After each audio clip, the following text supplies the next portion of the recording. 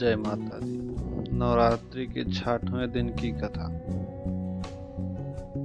आप सभी का स्वागत है हमारे चैनल पर, जहां हम आपको नवरात्रि की महिमा और माँ दुर्गा के 9 स्वरूपों की कथा सुनाते हैं। आज नवरात्रि का 6वां दिन है और इस दिन माँ कात्यायनी की पूजा की जाती है।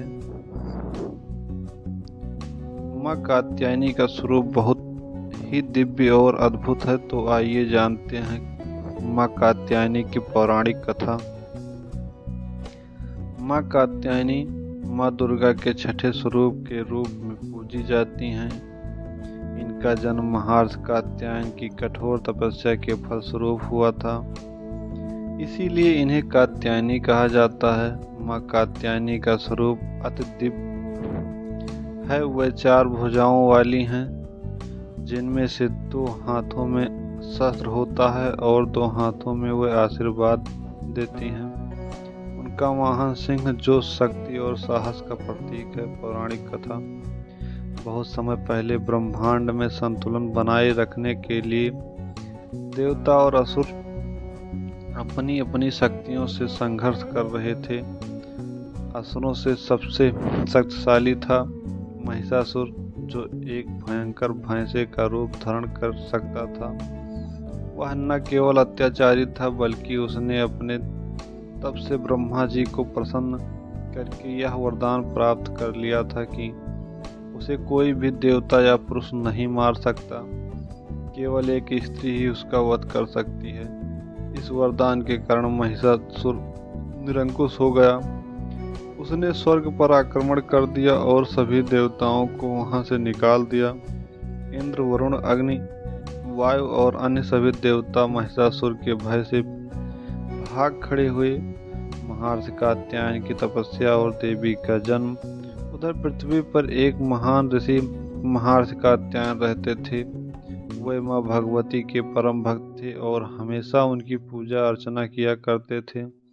उन्होंने वर्षों तक कठोर तपस्या की और माँ की शक्ति से प्रार्थना की, हे माँ, यदि आप मुझ पर प्रसन्न हैं तो कृपया मेरे घर में पुत्री रूप में जन्म लें, ताकि मैं आपको अपनी कन्या समझकर पूज सकूं। माँ शक्ति उनकी तपस्या से प्रसन्न हुई और कहा, हे कात्यायन, समय आने पर मैं तुम्हारे घर पुत्री रूप में जन्म लूंगी और अधर्म का नाश करूंगी। जब महिषासुर का अत्याचार बढ़ गया और देवताओं ने भगवान ब्रह्मा, विष्णु और महेश से सहायता की गुहार लगाई, तब सभी देवताओं ने अपनी संयुक्त शक्तियों से एक देवी का निर्माण किया। यह देवी अत्यंत दिव्य, तेजस्वी और विशाल रूप वाली थी।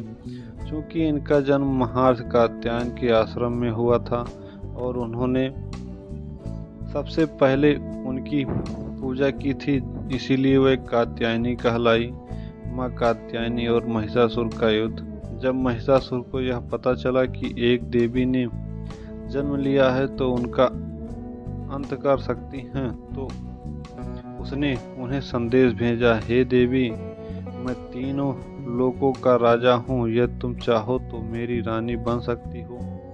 माँ कात्यायनी मुस्कुराई और उत्तर दिया, अत्याचारी, तूने निर्दोष प्राणियों को सताया है, देवताओं और स्वर्ग से निकाला है, अब तेरा अंत निश्चित है। यह सुनकर महिषासुर अत्यंत क्रोधित हो गया और अपनी विशाल सेना के साथ माँ पर आक्रमण कर दिया। देवी ने अपनी सिंह की सवारी करते हुए अपने चक्र, तलवार, त्रिशूल और गदा से महिषासुर की सेना पर संहार करना शुरू किया। महिषासुर ने छल कपट से युद्ध करना शुरू किया। वह कभी सिंह, कभी हाथी, कभी मनुष्य का रूप धारण कर देवी को भ्रमित करने की कोशिश करने लगा, लेकिन माँ कात्यायनी ने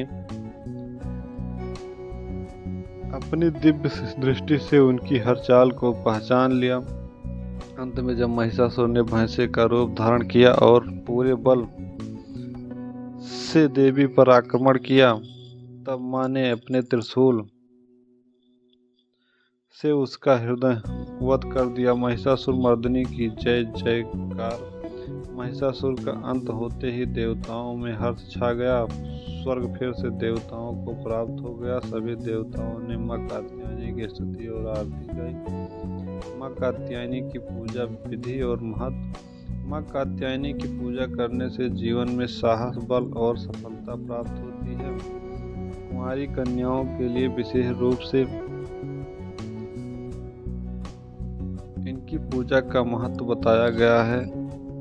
ऐसी मान्यता है कि जो कन्याएं अच्छे वर को प्राप्त के लिए माँ कात्यायनी का व्रत और पूजा करती है, उनकी सभी इच्छाएं पूर्ण होती हैं। पूजा विधि: सुबह जल्दी उठकर स्नान करें और स्वच्छ वस्त्र धारण करें।